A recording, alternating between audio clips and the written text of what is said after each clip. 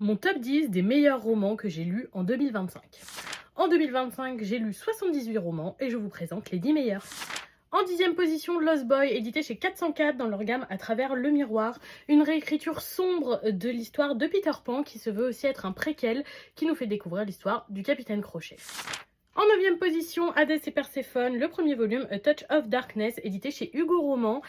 Un premier volume qui nous permet de découvrir comment Hadès et Perséphone se sont rencontrés et le début de leur alchimie. Ça rend très curieux de découvrir la suite. En 8e position, Les Encens, édité aux éditions Slalom, un roman français volume unique qui nous plonge à Paris à travers le métier de personnes qui créent des parfums, mais surtout un univers vampirique très original et très immersif. En 7e position, toujours chez Slalom et toujours en manga français, Noblesse oblige, le premier tome d'une duologie, une uchronie qui se passe également en France. Si jamais la Révolution française n'avait pas abouti, que serait devenue la France, avec une héroïne absolument incroyable. J'ai adoré ce titre. En 6e position, Comment le prince Cardan en est venu à détester les histoires, édité chez Rajo, qui est donc un tome bonus dans l'univers du Prince Cruel, et j'ai trouvé que c'était vraiment le meilleur avec de très belles illustrations et il nous permet de mieux comprendre Cardan. En 5e position, le 4e volume des Disney Villains qui s'appelle Maîtresse de tous les maux.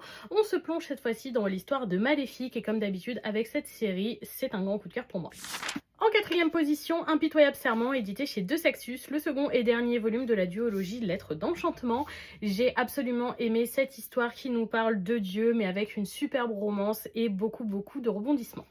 En 3e position, Quelque part de l'autre côté de la mer, édité chez De Saxus, la suite et fin de la série La Maison au milieu de la mer Céruléenne, qui est une série qui a été une incroyable découverte cette année. En seconde position, La Maison au milieu de la mer Céruléenne, édité chez De Saxus, qui est donc le premier volume de la série. Une superbe découverte pour ce titre qui prône la bienveillance, l'acceptation de soi et des autres, et vraiment j'ai trouvé ce titre ultra touchant. En première position et sans grande surprise, Hunger Games Lever de soleil sur la moisson, le tome 0.5 de la série Hunger Games qui nous fait découvrir les jeux de Haymitch. J'attends le film avec une énorme impatience, c'était une lecture incroyable et bouleversante. Et vous, quelles ont été vos meilleures lectures romans de 2025 ?